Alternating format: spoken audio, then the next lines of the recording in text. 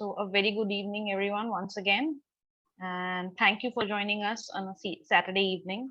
I know it's a bit difficult, it's a weekend, but thank you very much. And I would like to thank Truman State University for coordinating with us, especially Pratik coordinating with us to have this session.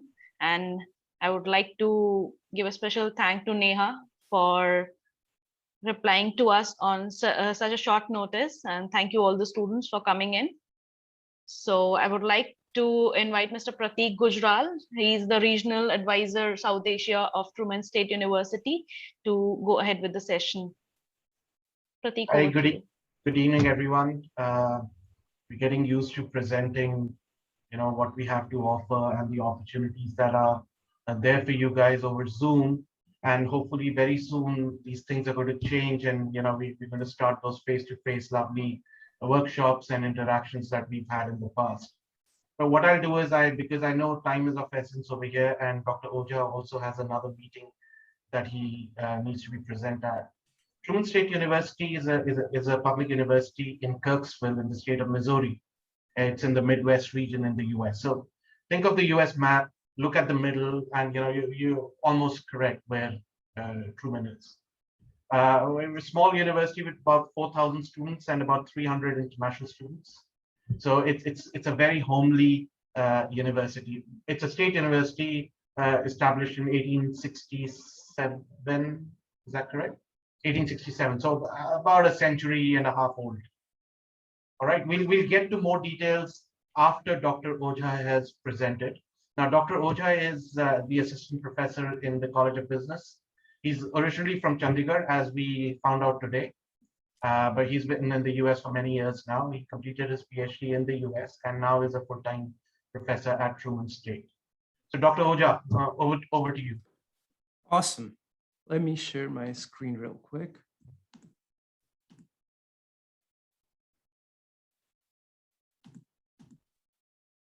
All right, so first of all, good evening, everyone. Thank you for coming to this presentation. We'll talk a little bit about what supply chain is and what basic challenges we're facing. I would welcome you all to definitely ask me questions. If you want to send some questions within the chat, that would be fine too. I would really appreciate that. So let's start with the outline for the presentation. I'm just going to go over a little bit of introduction so that we understand what a supply chain is, right? Then I'm going to talk about some of the decisions that we need to make or companies make while they're designing their own supply chain. And then we'll talk about the challenges we're facing because of the pandemic right now. There's a shortage of materials, and you must have also seen like a shortage of semiconductors, and auto manufacturing has been really affected by that as well, right? So we'll talk about all of that. So let's start with what is supply chain, right? So supply chain is basically, think about yourself going to buy a product, be it anything. And we'll look at an example real quick too, but think about a product and your need to buy a product, right? So supply chain starts with your need as a customer to fulfill demand, right? So as a customer, you want a product and the companies need to provide the product. So all the processes that go into making that or manufacturing that product, that's all those processes are included within the supply chain. So for example, let's like we have manufacturers, suppliers, but we also include transporters, right? So like trucking companies that are moving the raw materials to the manufacturers, or trucking companies that are getting the finished goods or the product from the manufacturer to the distributor to the retailer. So we're including each and every single partner within a supply chain. So let's look at this example actually, which would make it much more easier, right? I'm pretty sure everybody is familiar with Nike, right? So let's say we start right here as a customer. Let's say you want to buy a pair of sneakers, right? You want to buy a pair of shoes. So you as a customer want that pair of shoes, and you would go to a retailer, right? And this retailer could be a Nike store, a Nike factory outlet. It could be some other wholesaler that also sells Nike products, right? There's some shopping mall, and within that, there might be some shops there that might be selling Adidas, Nike, and so on, right? So it is selling its product through themselves, through their own retail outlets, but also including the retail outlets for other companies where they're sharing the space, shelf space, right? So now think about the retailer or Nike factory outlet or any organization that is actually receiving the product, right? Receiving all those sneakers. So they will have a distributor that is actually shipping all the sneakers to all these different types of shops or markets that are actually offering Nike sneakers. And these distributors in turn are provided by Nike, right? Nike is actually providing them with all the supply. So fun fact about Nike. So we all know Nike makes like apparel, athletic apparel mostly, and sneakers, right? So good for it's the #1 brand for like sports apparel as well. But Nike itself is not actually making any product. Nike is not manufacturing. It's not manufacturing any sneakers or apparels themselves, but they have other companies or other contract suppliers that are actually manufacturing the shoes for them, right? Or making the apparel for them. So these suppliers that are assembling these apparel or sneakers together, those are Nike's contract suppliers or primary suppliers, because they're the ones that they are putting all the things together and then just moving it to or shipping it to Nike, right? From there, it goes on to the distributor and so on. But now think about this example with shoes, right? Or sneakers, right? With the contract supplier, within a shoe, there's a sole, there's going to be laces, there's going to be eyelets that the laces go through, there's going to be an upper and so on, right? So these contract suppliers are actually getting products or raw materials from their own suppliers, right? So they might be getting rubber soles from one supplier, they might be getting laces from another supplier, and these suppliers are known as the secondary suppliers for Nike, right? They're the primary suppliers for contract suppliers, but tier 2 suppliers on the secondary level for Nike. And now if you think about, if we want to go down even a level deeper, just think about these suppliers that are supplying them with rubber soles. They actually need synthetic rubber. They need chemicals to make rubber. They need molds so that they can put that rubber into and get that shape of the sole, right? So even they have their own suppliers. So right here, we can see tier 3 or tertiary suppliers that Nike has, right? So all these different players within the supply chain, including customer, retailer, distributor, tier 1 suppliers, tier 2 suppliers, tier 3 suppliers. And within these partners, there's also a flow of product and information that is going on continuously. And that's what supply chain constitutes, right? And this right here that we have is a very, very simplified version of a supply chain, right? It's a very simplified version of a supply chain for even Nike making sneakers. Right here, we just see 2 contract suppliers. Nike actually has over 500 factories or manufacturers that are making shoes for them, right? So think about how complex this supply chain can actually be.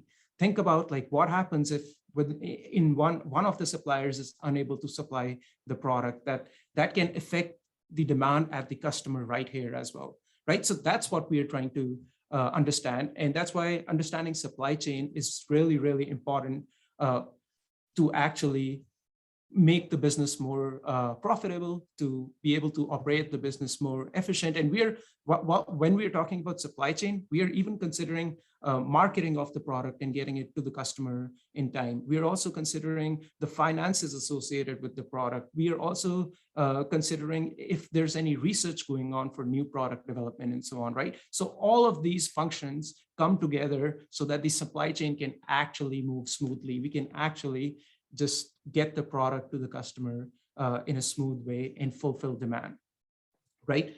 So within a supply chain, there's always a flow of information, products, as well as funds between the customer stage and the supplier stage, right? So if we consider this example with Nike again, when you're going to buy sneakers, you're the customer and retailer is the supplier. But when the retailer is getting shipment from the distributor, retailer acts as the customer stage and distributor acts as a supplier stage. So the entire time this is happening, what's going on is, if you were the customer, you're providing Nike with funds, right? So there's always a constant flow, and supply chains are dynamic too, right? So there's always going to be exchange of information, exchange of materials, exchange of funds, right? You pay Nike, Nike pays their suppliers, their supplier pays their own suppliers, and so on. And information is being created about what product is available, how much does each product cost, and so on, right? So these are, this is to get a basic idea of what supply chain actually is. So let's look at some of the decisions that we might have to make within a supply chain. So we usually divide decisions within a supply chain in three different phases, starting with a long-term phase, right? Strategy phase, where we're going to plan for how the company or where the company is going to be in 5-10 years. Based on that, we will make our own plans, like how much money do we invest? How much money do we need to invest within our plants? What product we are going to sell, right? Because the type of product you're going to sell is actually going to decide the customer segment that you will be able to approach. It's actually going to decide how much profit you would be able to make, what you would be able to charge, and so on, right? So we need, we make certain decisions at that strategy phase. And then we have a planning phase within which we are trying to figure out that how do we actually make sure that the goals that we have set for like the next 5-10 years, how do we keep on achieving those goals every quarter to an year, right? So reaching those milestones so that we can achieve the overall goals. And then there is operational phases of the decision, where basically we are making sure that day-to-day operations are going on, right? Daily operations can keep on going on. So if a customer wants a product, we are able to get them the product. We are scheduling production so that we are producing enough product to fulfill the demand, and so on, right? And these major decisions within the supply chain, where we can see location, production, inventory, transportation, they all fall or overlap in all these three design phases, right? So I'll quickly go over, in the interest of time, I'll quickly go over just a few of the examples for some of these decisions, right? So location decisions are basically, they are usually long-term, right? So you need to figure out where are you going to manufacture your product? If you figure that out, where you're going to manufacture a product, you would decide that based on some sort of model, like where the market is, where the customers are, where the suppliers are, and maybe position yourself in some way that you can get exports easily. Maybe sometimes you would set up your manufacturing plant based on what taxes or tariffs or what reliefs can you get associated with that, right? For example, in India, in Gujarat, there's 42 ports. There's one major port, and Gujarat ranks #1 for all the throughput, right? So all the imports coming within the country. So you'll see Honda has a manufacturing plant there. Suzuki has a manufacturing plant there. Similarly, in Tamil Nadu, Hyundai has 2 manufacturing plants. Renault Nissan has another manufacturing plant within in Tamil Nadu. The reason behind that is because they're near to ports, right? So if they need to get all the raw materials shipped from China, Taiwan, Japan, so all of that can directly come to the port, and then they're not that far from the port, right? So location decisions are really, really important. Then production decisions, like we said, like I said earlier, based on what you really want to sell, you're going to decide what your market is, but also you're also going to decide like which manufacturing plant is going to supply which market, right? So you're going to start allocating these decisions to your manufacturing plant so that you can minimize the overall cost. So always remember, our overall aim is that we can increase our revenue and decrease our cost, right? So these production decisions, location decisions, inventory decisions, transportation decisions, they all play a huge role in achieving those aims or achieving those objectives, sorry. Then we have inventory decisions about like how much do we actually store, right? So if you go to a Nike store and you wanted to buy sneakers, if they did not have sneakers for your size, then you'll probably just go to another store and buy it from there, right? But what happens with Nike? Nike is losing money at that point, right? That's customer demand that Nike did not fulfill. And now imagine that Nike is spread throughout the world, right? Even just their factories, they have contracts of manufacturers that are supplying them products in over 42 countries. Nike's worldwide, they're worth $30 billion. Now think about if their demand planning is not going as per plan, then they're losing a lot of money. Nike on an average right now is selling 25 shoes per second, right? And that's what helps them stay in front of the business. Like 25 shoes per second worldwide, which is a big number, right? That's like they're the leaders. But now think about that. If they do not manage their inventory, and inventory is basically stock, right? How much stock do we have within our warehouses, right? And inventory is not just related to the finished product. Inventory is also related, or stock is also related to what is available at your manufacturing plant. Do you have enough raw materials to make the product? Can Nike make shoes if they do not have the rubber soles available? No, right? They would not be able to do so. So these decisions, again, are really, really helpful. And then we come down to transportation decisions where we need to identify like what different modes we are going to use. Like, are we shipping by air, rail, ship, by road, right? Depending on like how fast we want our product to be delivered somewhere, we'll choose a mode accordingly. But obviously, the faster the delivery mode is, the more expensive that's going to be as well, right? So I'm sure like if you think about like DHL in India is pretty big, right? And DHL, if you want to ship, or even FedEx or DHL, if you want to get something shipped within 24 hours, it's going to cost much more than if you just want to wait for 4 or 5 days for your product to be delivered, right? For your package to be delivered. So based on there has to be a right balance, and there are a bunch of optimization models that are available within supply chain that we use to make such decisions, right? That can help us understand where the location should be, how much should we produce, how much inventory there should be, which transportation mode should be the preferred one. All right, so I feel now we have, all of us have an understanding of what supply chain management is, right? I can see some faces. If you want to show a thumbs up, if we do have an understanding for that. Yeah. Awesome. Thanks, Nicole. Thanks, Aditya. All right. So let's talk about some of the challenges that we're facing right now, right? So obviously, we all know we're going through a pandemic. And within this, throughout this pandemic, there has been lockdowns. There has been lockdowns in different countries at different times. Factories have been shut down. Even when the factories have been working, there has been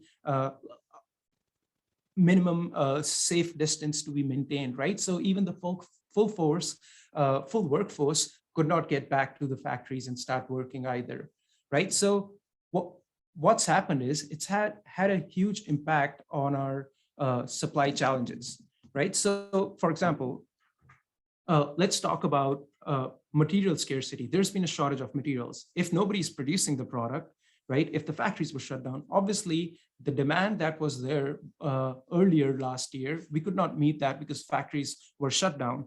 Now we're getting back to normal slowly worldwide. We're getting back to normal, but that demand has still been there since when the pandemic started, right? So we're trying to fulfill that demand, but we are still not unable to fulfill that demand on full scale because we do not have the production capabilities. We've lost months, if not an entire year of production capability and the amount of products that we could have produced, right? So that's material scarcity or material shortage has been one of the biggest issues within supply chain in 2021.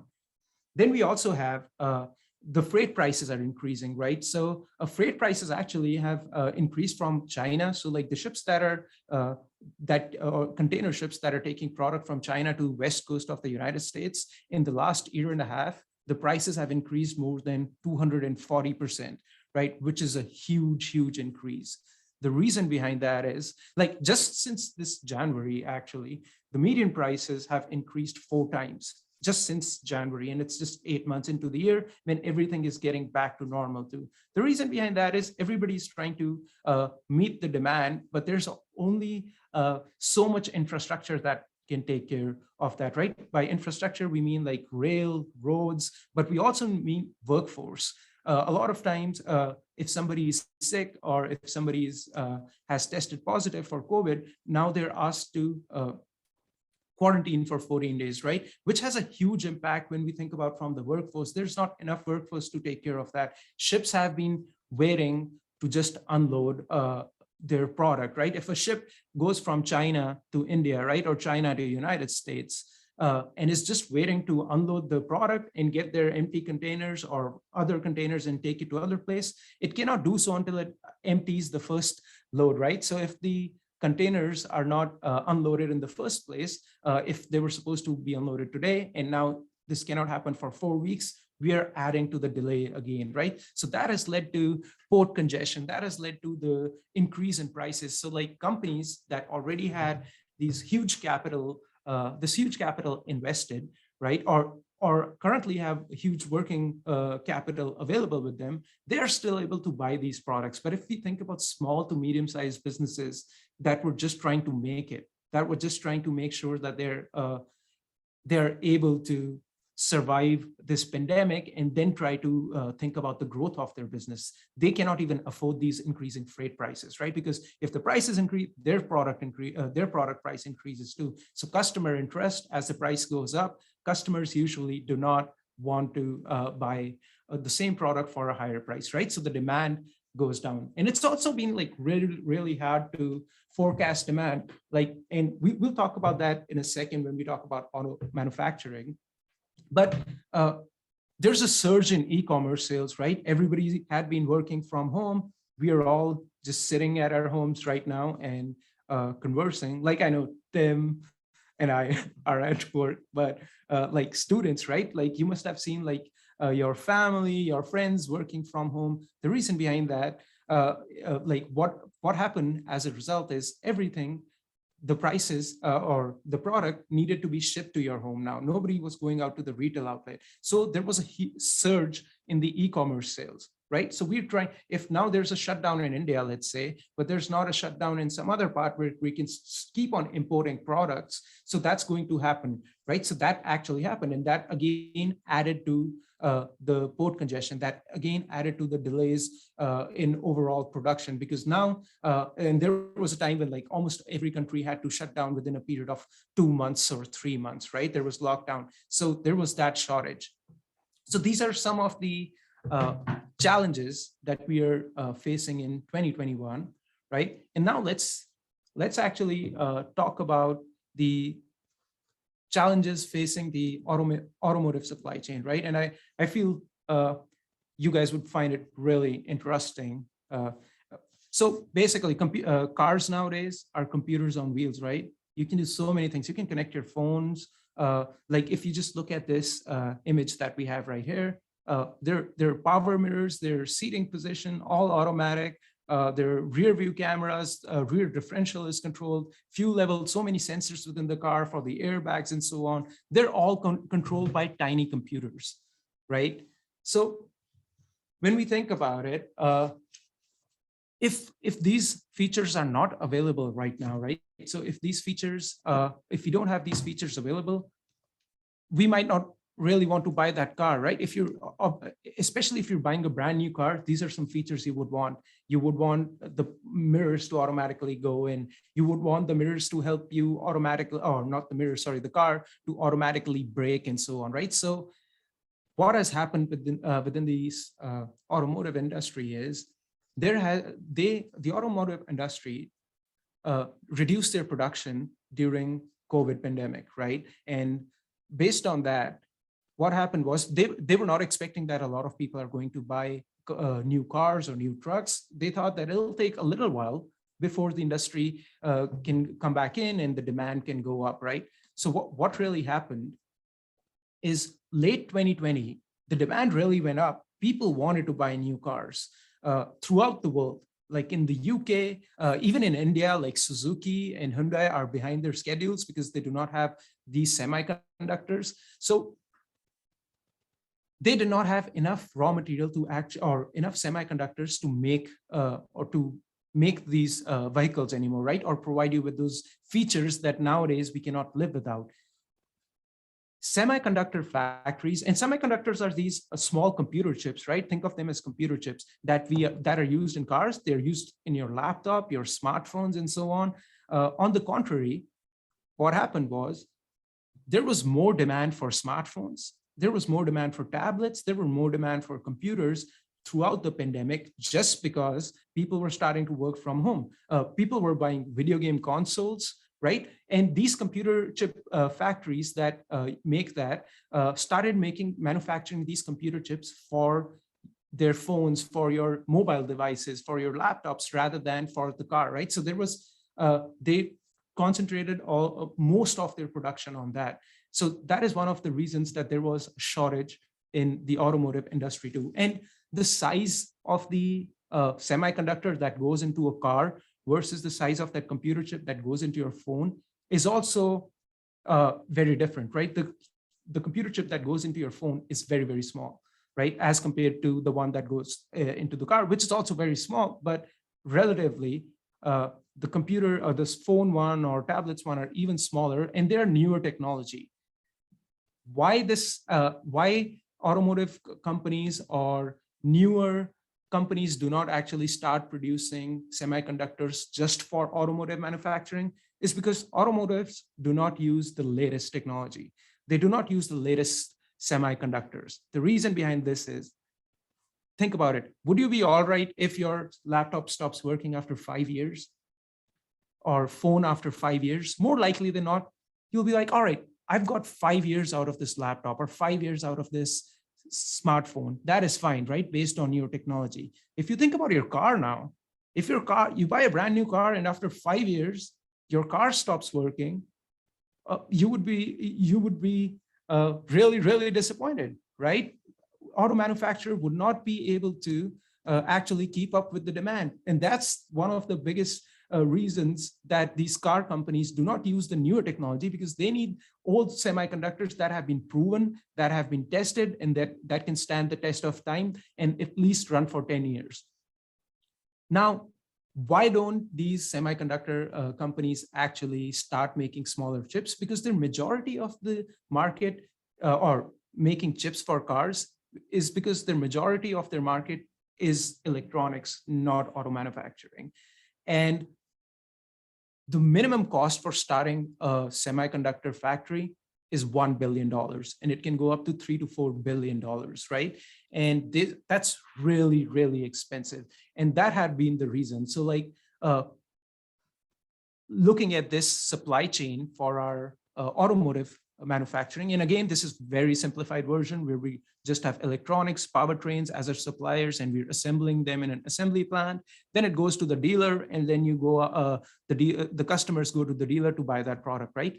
But these tier one suppliers or the primary suppliers are connected more to the assembly plant and connected more directly with the companies, let's say Toyota or let's say Honda, right?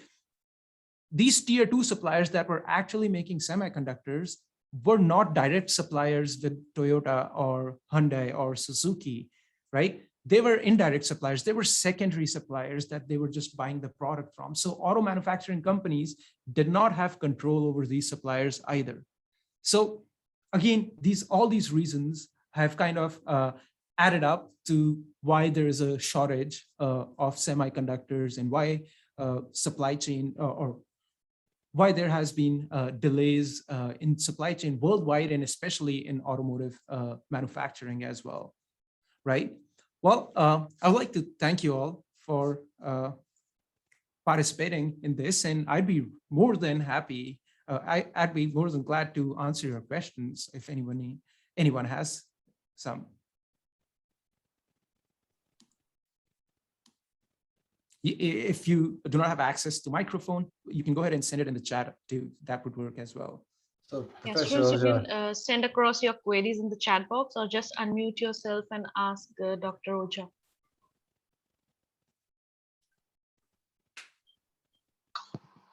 I would like to say something. So I personally found this session to be extremely useful because we have one particular unit in BM which is called as operations management. And if I hope the kids have paid attention if they have is done for that particular unit, because that's what we basically teach the kids about inventory, about supply chain, about the trading system, effect of COVID on the international trade relations, how companies are getting into contract selling nowadays. So personally, as a BM facilitator, I found the session to be extremely useful. Thanks, I really appreciate that. Actually, operations management is also one of the courses that I teach here along with supply chain.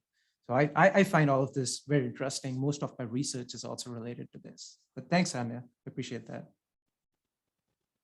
Dr. Ojha, you talked about the costs of shipping going up, but I don't think they're able to pass that cost along to the consumers, right? As much. I don't see the prices aren't going up that high, right? So yeah. Who's losing? What's happening?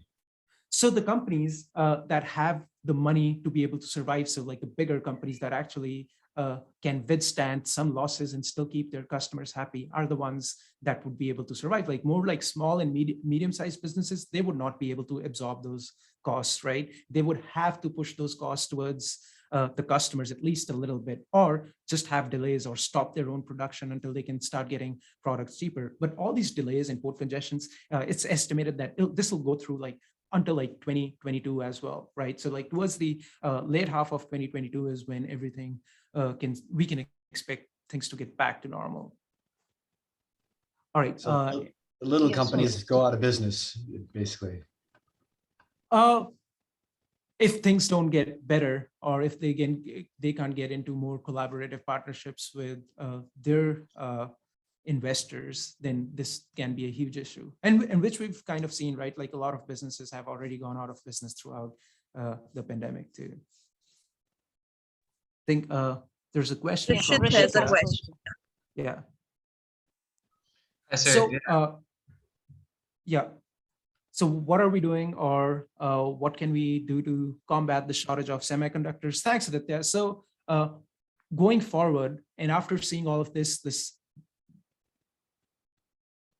virus of the century, right? This pandemic of the century, after seeing that, what automotive companies are deciding now, the automotive companies are saying we are going to have more control over the production of semiconductors, right? They're not going to invest themselves. So right here, instead of having them within tier 2 suppliers where they cannot really control the production as much, they want to move it closer to them, right? So that they can have more control on how much is going to be produced. And also think about like, they're going to try to figure out like how they can make their forecasting better, like trying to figure out what the future demand could be, right? So that's some of the steps that auto manufacturers are actually taking after learning these lessons from this past year and a half.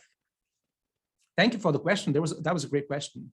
Rishit, I think you have your hand raised too. yes, so I wanted to ask about supply chain in terms of an organization's point of view.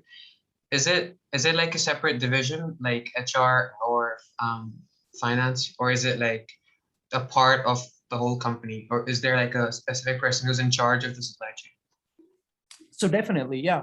Great question again. Supply chain spans across the entire organization, but there are specific roles for supply chain. Like we didn't have enough time, so I did not show you guys the slide. There are different roles within each company, right? We've got logistics managers that take care of decisions like what needs to be shipped from where to where and so on, where to buy the raw materials from. There's purchasing manager making similar decisions, supply chain manager, operations manager working with manufacturing or looking at day-to-day operations. So there are specific roles within supply chain, and this is a booming industry, right? There's some of the median salaries that I've shown on this slide as well, like within the United States, right? This is a booming industry. There's so many companies like Amazon, Boeing, PepsiCo, Accenture, Walmart, Nike, Apple, and these are just to name very few industries that are have a lot of openings for supply chain individuals, right? Did I answer your question, Rishit? Yes, sir. Thank you. Awesome. So any more questions from students? So Dr. Ojha? Okay, I think we should move ahead. I think we can proceed further. Yeah. All right. Thank you all. Thank you, Thank you, Dr. Ocha. That was really great. I mean, as much as I always think that I know some things about something, there's always something new to learn, and which is very good. You know, I was just wondering because we were thinking of buying a new car, and suddenly there's a delay of 6 months, 8 months, you know, to a car that has been launched for a couple of years. Yeah. And now that, you know, one can appreciate why that is. And being an Indian, I'm always like, you know, you're not giving me the right information to the dealer. Like that's my question to him. That how can you delay a car for 6 months? Now I know. So I'll be a little bit nicer with it. Pratik and I have the same old Honda car actually, and we're looking to buy a new one, but it's too expensive right now and you have to wait. So I feel the same way. So I'm going to keep driving my old Honda for a little while longer. My Yeah, Honda like, is hopefully really good. So anyway.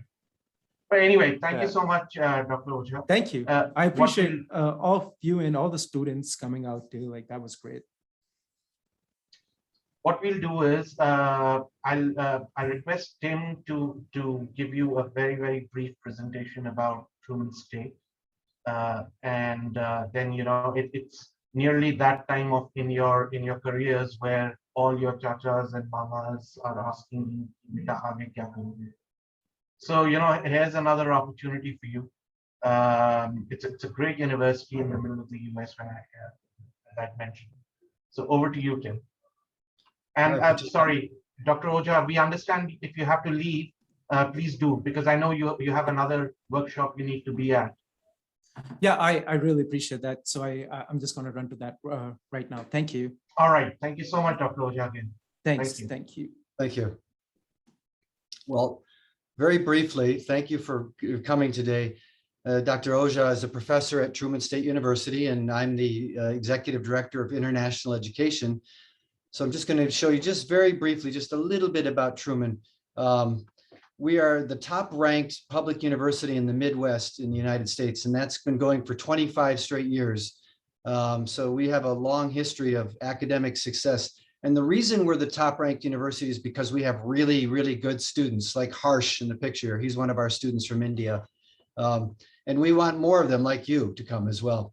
Right now we have 4,000 students on our campus, about 4,000, and 292 of them are international students. And right now we have about 6 students from India. So we don't have a lot of students from India. We have a good mix of students from across the world. And we want more Indian students. So that's why we're talking to you today. Our students from India do really well.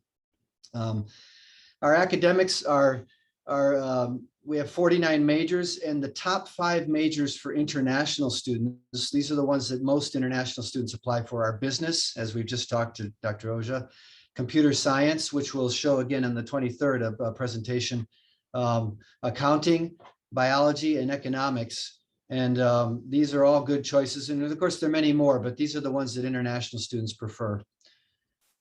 For all, our university gives a lot of scholarships to international students. At least 85% of our international students receive significant scholarships, and they're based on merit. They're based on what your grades and your academic achievements are. And right now, if you look at the cost this year for our university, the tuition, you see there is $16,000. But most of the students like you, who we've talked to today, I can see are very bright, will receive scholarships significant, like, so that it will bring the cost down significantly. The total cost of without scholarships is $28,000, but most students with scholarships are going to pay about $17,000 to $23,000 total to come to Truman University. And right now, we're giving a special scholarships this year for students from India. And we have $10,000, $7,500, and $5,000 scholarships that are available for students from India who have the right academic credentials. And we welcome you to explore that. Pratik can work with you and help you to understand the options and what we have to offer and whether it's right for you. And with that, I'll just ask if there are any questions. There's a lot more to talk about, of course, about Truman, but I know I don't want to take more of your time. So if you have any questions, please let me know, or otherwise you can talk to Pratik as well later. Yeah, so students, if you have any question, please go ahead, drop the questions in the chat box or just raise your hand. what I'd like you to do is, you may not have questions right now, but just on that slide, you see that website, international.truman.edu/South Asia. Make a note of that, because over there we put together a page that is specific to South Asia, and a lot of questions are answered over there. And of course, you can fill in an inquiry form as well. So I'll, yeah, I Pratik, see. go ahead. Sorry, so most of you are in class 11th and 12th, so there's still some time to decide, because if you're in 12th, you'll be, or if you're IB, you should be preparing for your final exams pretty much soon. But what I would also like to encourage you to do is to take the SATs if you want to come to the US to study, not just Truman, but any other university, because a lot of universities do like to see a good SAT score. For us, for example, if you want to, our tuition fees is $16,000 odd dollars. And if you want to take the highest available scholarship, which is $10,000, we need an SAT of 1,300 and an IELTS of 7.0. So, and of course, a GPA of 3.5, that would be nearly 7. 7 is the maximum in an IB, or 9? 7. 7. So I would think at least 6 out of the 7 would be 6 overall points to get that scholarship. So yeah. So Pratik, I have one query. If you can just have an answer for that, it will be really helpful for the students also. So my question is, what is the cost of living there? And has it gone down during the pandemic, or has it come up? And what are the new rules? I mean, the vaccinations and everything, if you can talk about that. Sure. I think I let Tim answer that, because the cost of living in Kirksville here, where's the town we're in, is in a smaller community in Missouri. Cost of living here is actually quite low. I have a 4-bedroom house, and I pay $500 a month for that 4-bedroom house, just to give you an example. And my house is just 3 blocks away from campus. Very beautiful home. You don't find that most other places in the United States. So the cost of living on our campus is really, really affordable compared to other cities in America even. Students in the first year, students have to live on campus. But after that, students can move off campus and get an apartment with 3 or 4 other students and very affordably live in the community. As far as COVID goes, we have last week, we're very low level of COVID on campus. We're almost down to 0 actually, which is really great for us. I think we have about 4 or 5 cases this week. And so it's very, very low level of coronavirus cases, and we have a high vaccination level on campus. Students are not required to have the vaccine, but most of them do, and most of us do here on campus. The vaccine is readily available anywhere for free. We don't require students, but the US government requires students to do a COVID test before they come into the United States. So students do have to take a test before they come in, but they're not required to get the vaccine, although really, you really should, and hopefully most do, but right now our city it's a small city. So, I've never felt really the coronavirus, and our students actually have been very, very careful about protecting the campus, very responsible, in terms of, we do have a mask mandate. So when we're outside walking in the buildings, we have to wear the mask, and all the students are very careful about that.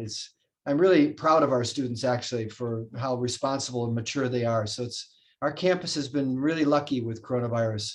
And it seems to be waning, but you never know, right? It's up and down everywhere around the world. So it's hard to say what will happen, but at this moment, things look pretty good. And So we've been able to have a normal semester. Last year, of course, everything was locked down, so there were very few events, but this year we had on the beautiful quad out here, we have all the trees and everything out here. It's a very beautiful campus. We had students from international students teaching their language lessons of their own country to our local freshman students. It was quite a beautiful event. We couldn't do that last year. This year we did it. We had 600 students outside on the quad, all interacting with our international students. And so it's been much better this year than it was, during the deep part of the coronavirus. So are you accepting the Indian vaccinations also? Yes. They count, they're not the ones we have here, but they are considered acceptable for coming into the United States. So students, if you have any query in mind, you can just go ahead. Neha, if you have any question, Astha, if you have any query. Neha left. She got. Okay, she got logged out, I guess. But that's okay. It is very acceptable if you don't have any questions at this Yeah, point in right time. now, yeah. I've never Yes. had questions after a seminar when I was a student. But What are these students studying?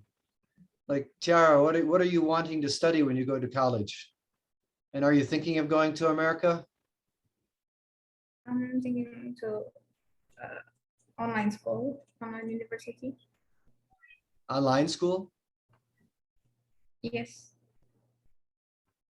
What do you want to study? graphic design. Oh, we just have a student yesterday from Vietnam who wants to come here and study graphic design in our art program. Tiara, Yeah. correct me if I'm wrong. You're from Malaysia or Indonesia? Your accent is very much southeast. I'm from Indonesia. Oh, there we go. Apa kabar? I had a lot. I have a lot of friends from Indonesia, so yeah, I could see the Indrayanti. I had a friend, Noviana Indrayanti, so I thought maybe you're from that place. So that's good. Excellent. So Pratik, should we conclude with the session now then? Absolutely. I hope those students who've been interested in learning more about Truman have noted the website. You can go onto there. You have our contact details over there. And then, yeah, all the very best. Yeah, and I would like to thank you, Pratik. Thank Neha is here. So I want to thank Tim for taking his time out on a Saturday morning there and a Saturday evening here. Thank you all the students for joining us. Thank you, Neha, for giving us this opportunity to organize this session with you. So much. Sorry, I got disconnected because of the bad network here. But thank God I'm back before it closes. I hope students you found it interesting and informative, of course, because I actually enjoyed the conversation as well as the information given to us. Thank you so much, guests, for joining us and extracting time from your busy schedule. Having you with us was a delight. We'll see you again on the 23rd. Yes, of course. We all will be there very much on time. Have a nice weekend ahead. Yeah. Thank you. Thank you, everyone. Thank you. Thank Bye-bye for you. now. Stay safe and healthy. Thanks, We'll Jim. see you Have a on good 23rd. Saturday. Bye-bye. Bye-bye.